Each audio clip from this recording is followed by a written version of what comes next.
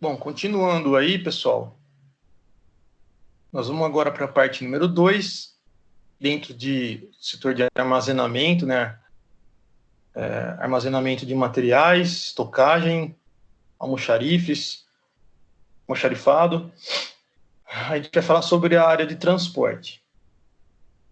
Bom, a gente sabe que o objetivo de um almoxarifado, que é funcional, que é bem funcional, é que ele deve fornecer e rápido, principalmente nos momentos oportunos, quando a gente precisa, quantidade exata com o mínimo de dispêndio de tempo, tá? Com o mínimo de perca de tempo.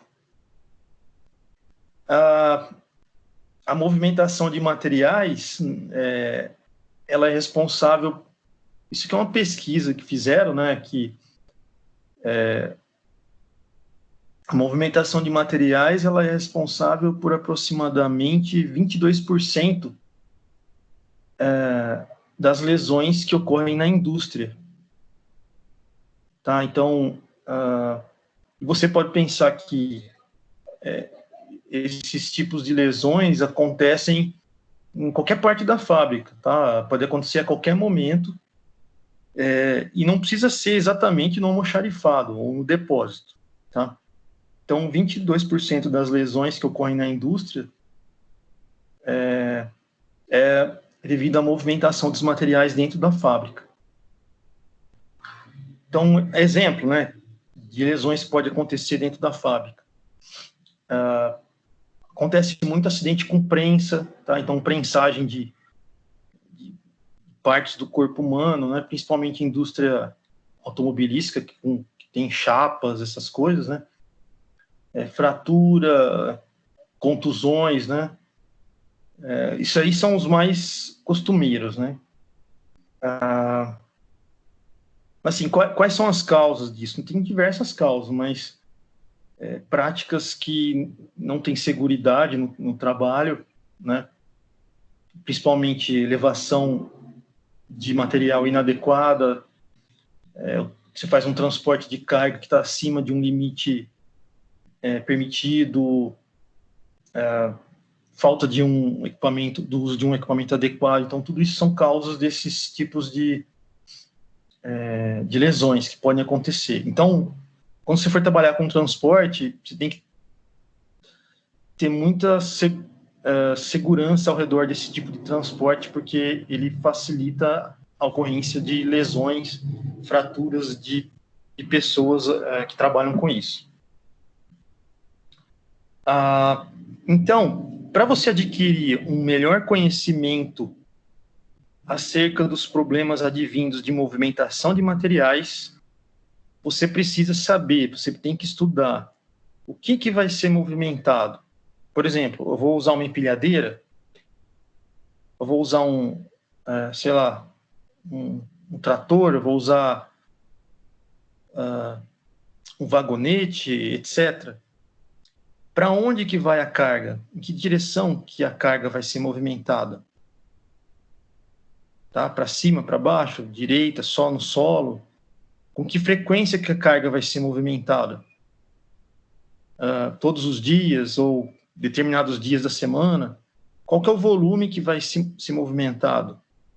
E qual que é a distância percorrida? Então, isso é necessário que vocês saibam na hora de fazer um projeto de layout de fábrica, no caso aí, no nosso caso é o almoxarife, né? Ou depósito. Você tem que saber ter essas informações.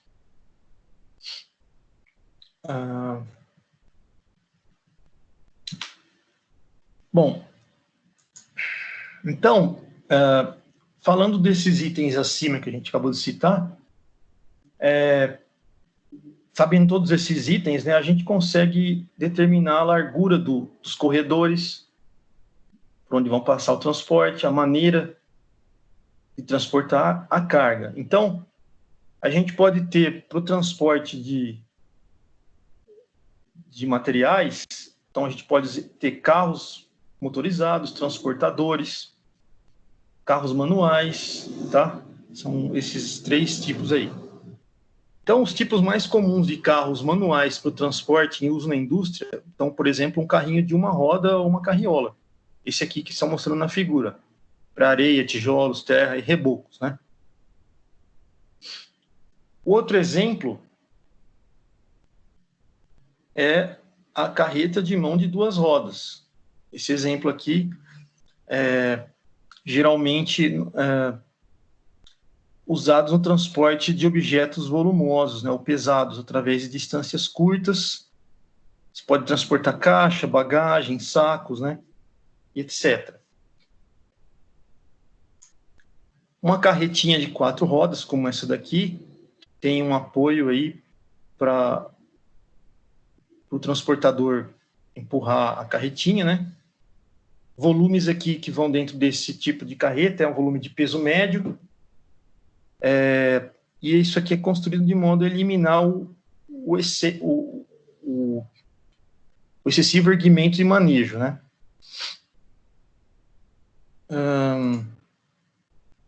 Mas, pessoal, a gente também pode ter outros tipos de equipamento para transporte. Então, atualmente na indústria, tem uma série de equipamentos mecânicos de transporte, como esse que a gente está vendo aqui na figura, são as pontes rolantes.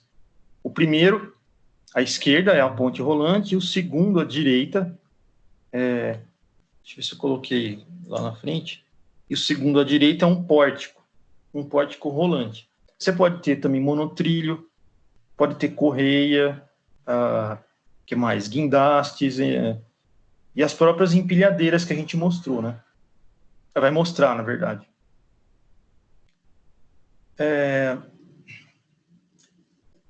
No caso de empilhadeira, por exemplo, se você usar empilhadeira, o que favorece o uso de empilhadeira, né? Você pode utilizar o que a gente chama de paletização do sistema de armazenamento. Então, você usa pallets que se conectam à empilhadeira e facilita o transporte de mais produtos. Nesse caso, eles são bem úteis para você recepcionar produtos, empilhar produtos, fornecer, né? Para materiais como sacos, né? Que a gente fala sacarias, vou mostrar ali na frente. Ou, se você tiver que transportar caixas, né? Também facilita bem o trabalho. E tudo isso auxilia bastante a redução do trabalho braçal, né? Bom, então, vamos aqui para frente. Então, a gente pode usar como transporte, além de ponte rolante, empilhadeiras, como esses 3 que eu estou mostrando aqui, ó. Essa aqui é à esquerda, ela é manual. A do meio, ela já é automática. E a última aqui já é totalmente automatizada, né? Tá? Então, são 3 exemplos aí.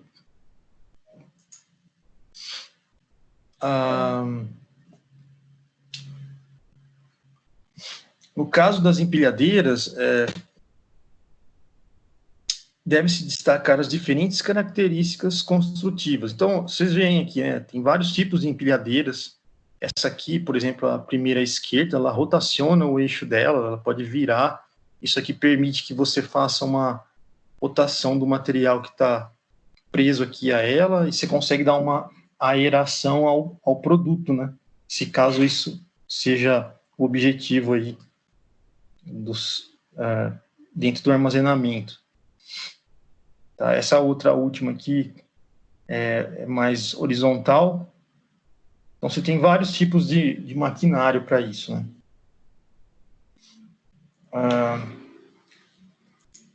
Aqui, pessoal, é uma figurinha que eu coloquei. Vamos supor que vocês querem calcular o tamanho do comprimento do corredor. O corredor vai ter que passar aqui uma máquina, uma empilhadeira, por exemplo, como essa. Aí eu tenho o E, é a largura do corredor mínimo. Então tem aqui, vai passar uma empilhadeira. O P aqui é o centro de giro da máquina. Então, a máquina vai girar a partir desse ponto, ela vai fazer uma rotação nesse ponto aqui, indo para a direita ou para a esquerda. TR é o raio de giro, então vai de P até essa linha, esse arco. O L é o comprimento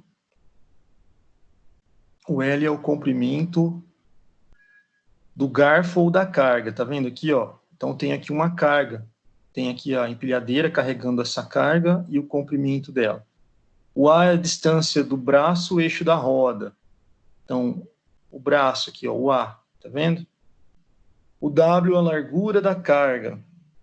A largura da carga, é esse W aqui, ó. CR, distância para a linha de centro.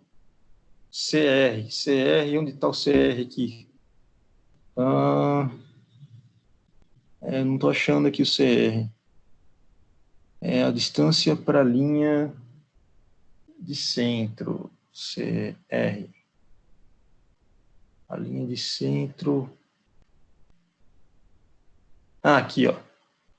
Então, tem o ponto P, você traça uma linha aqui paralela ao eixo da maquininha. Dessa linha para a linha de centro aqui é o CR, ó, esse pedacinho. Eu quero calcular esse comprimento, como que eu faço? Eu uso essa equação aqui, ó. Eu vou ter que tirar uma foto da empilhadeira de cima, saber o tamanho do pallet que eu vou carregar, ó. Coloco todos os valores aqui que eu tenho, faço essa conta, tenho o comprimento do corredor. Tendo o comprimento do corredor, eu já consigo fazer o espaçamento entre a área, por exemplo, de pallets, ou um outro tipo de área que vai ser armazenado aqui à direita. Tá? Então, vocês, com essa figurinha, vocês já conseguem calcular o comprimento de um corredor que vai passar, por exemplo, uma empilhadeira. Vocês já conseguem calcular. Tendo todas essas informações geométricas aqui, vocês conseguem calcular. E a área do pallet? Você tendo o pallet em si, sabendo a distância de um pallet para o outro, você consegue calcular a área total onde vão ser armazenados os pallets. Então, vocês já estão tendo uma noção de como fazer a montagem do layout utilizando cálculos simples, né, de largura, de corredor mínimo e etc. Deixa eu tomar uma aguinha aqui, só porque a garganta não está tempo muito seco, né?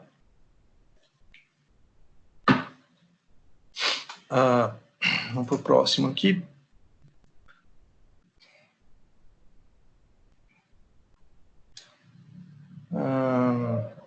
Bom, ainda falando de transporte,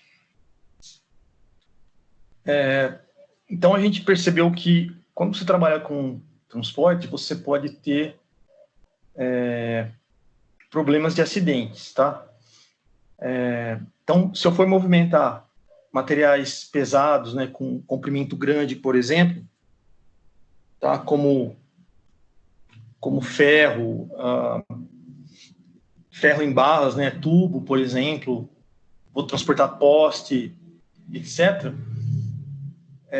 Você pode utilizar uma transportadora que eles chamam de canguru, uma transportadora que só faz isso, faz esse tipo de transporte, né?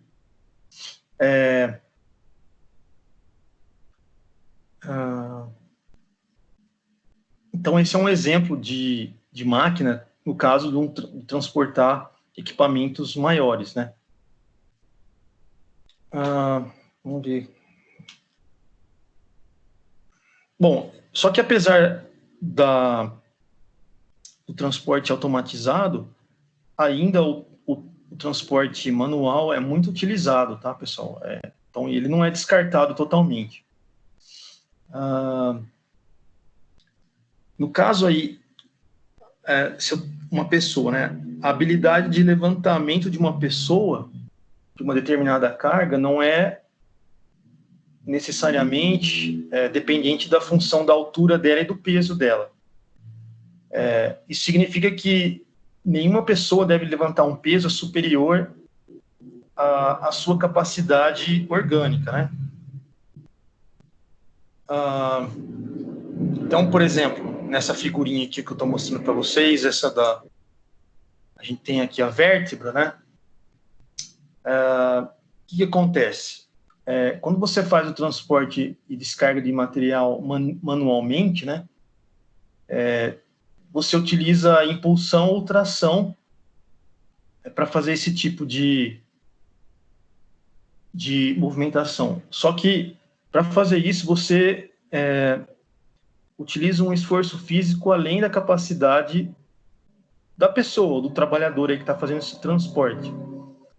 Então, você tem que tomar muito cuidado na hora de fazer esse transporte para não exigir demais, além da sua capacidade de força, né? Para não comprometer a sua saúde e a sua segurança.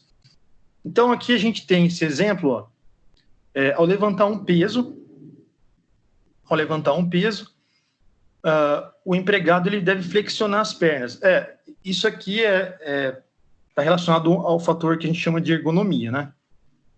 Uma ciência aí que estuda a relação trabalho, movimentação de materiais e o ser humano, né? Então, se eu for levantar um volume, eu vou tentar flexionar as pernas para diminuir a extensão de braço entre o material e meu corpo, né? Então, você vai ter, nesse caso, quando você flexiona as pernas, ocorre uma pressão uniforme no disco intervertebral do trabalhador. Então, aqui estão os discos intervertebrais. Se você ergue um material sem dobrar as pernas, a pressão nesses discos são muito maiores. Com o tempo, passar do tempo, isso vai tendo um desgaste. Esses discos vão se desgastando e futuramente vai causar uma deficiência aí no trabalhador, tá? Então, você tem que tomar cuidado. Quando for carregar um peso aí, né? Você tomar cuidado. Não dobrar as costas, por exemplo. Se você ficar muito longe da carga, você cria um ponto e uma distância desse ponto da carga até seu corpo, que se chama de braço. Quanto maior esse braço, mais carga vai ser colocada na sua coluna, por exemplo. Se você torcer o corpo para pegar essa carga, também é um problema para a sua coluna. Manter as pernas fixas no chão e não virar o corpo com a carga é um outro problema. Uma coisa que é recomendada, sempre que você estiver numa indústria assim, trabalhando, é sempre usar luvas finas, mais resistentes, que servem para você pegar qualquer tipo de material e não tenha danos na sua mão. Tá? Isso é interessante você ter.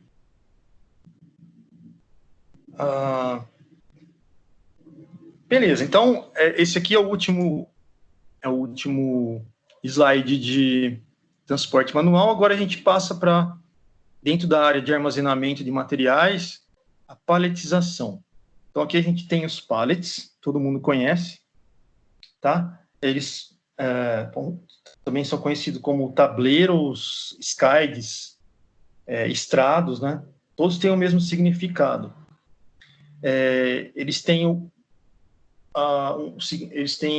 servem de estocagem, né, de material. Eles são manejados por itens que a gente já mostrou, que são as empilhadeiras. Eles facilitam o empilhamento, né, em grande quantidade de volume num espaço reduzido. Se eu poderia, por exemplo, manualmente carregar uma caixa, uma empilhadeira com um pallet desse carregaria, sei lá, 30 caixas, né? O trabalho é muito facilitado. E você pode ter um estrado desse em diversos modelos. Aqui a gente tem 2 modelos mostrando para vocês, ó, o da esquerda e da direita, 2 modelos. Nesse caso, o material que eles são confeccionados são de madeira, mas você pode ter pallets de aço, pallets de aquele plástico endurecido, bem duro, né? Então, aqui, esses espaços que a gente está vendo, ó, são para que o a empilhadeira entre com os garfos e consigam se apoiar o pallet, tá? Aí depende, cada pallet tem várias entradas, né? Então a empilhadeira pode entrar pelo lado direito, pelo lado esquerdo, depende aí. Nessa figurinha aqui, a gente tem 3 modelos de pallet. São modelos do tipo plataforma, tá? Os 2 primeiros aqui são de madeira, e o terceiro de um material plástico, polimérico.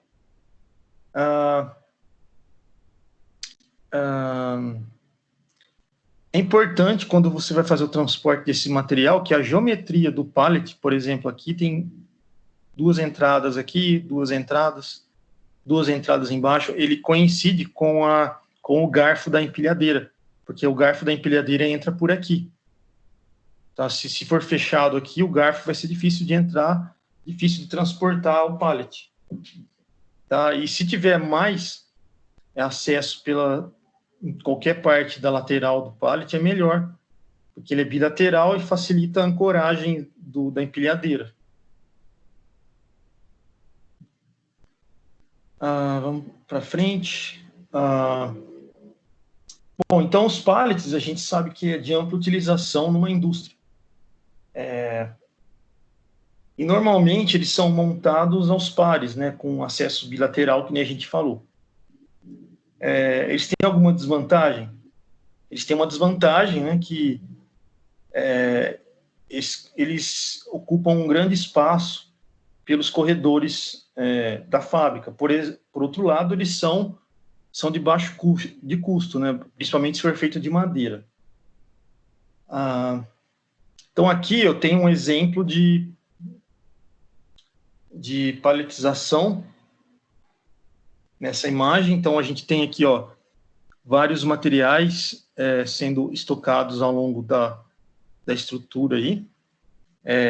Um exemplo de estante aqui, né? Um porta-pallets, por exemplo. Então, aqui tem as partes do porta-pallets, né? O 2 aqui seria uma longarina, aqui embaixo. O 1 subindo aqui, ó, essa estrutura é um montante. O 3 é o pé.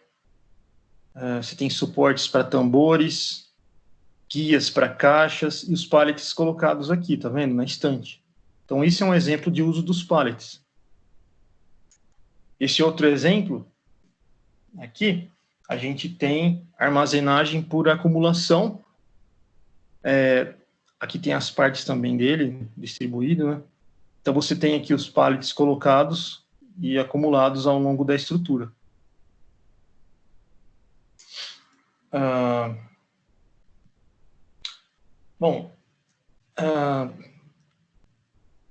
Portanto, né, a gente tem que considerar no dimensionamento dessas áreas de armazenagem como que o produto entra e como que o produto sai, a chegada e a saída do produto. A gente pode projetar considerando a chegada e saída do produto, considerando um sistema que a gente fala sistemas em nível, ou sistemas em docas. Tá?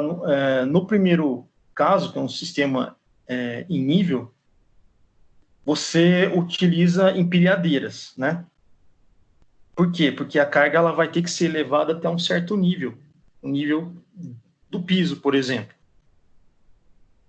Já no caso de docas, as superfícies já são niveladas, e aí você facilita o processo de carga e descarga, tá?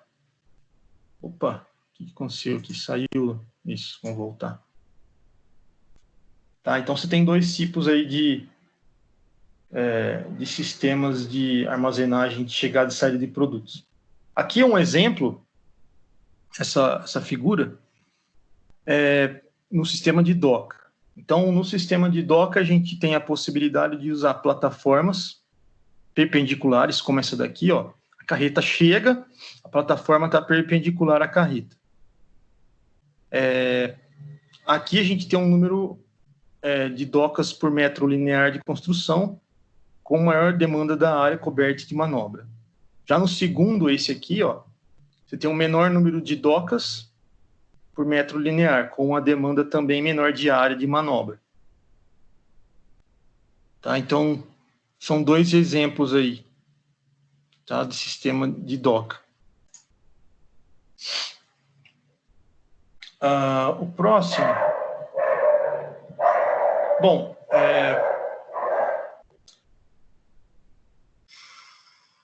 esse exemplo aqui é um sistema de... Aí tá falhando aqui, só um minutinho que ele tá dando probleminha.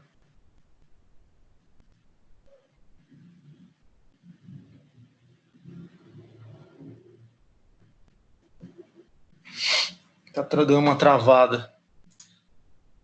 Vou parar de gravar aqui e abrir de novo, tá?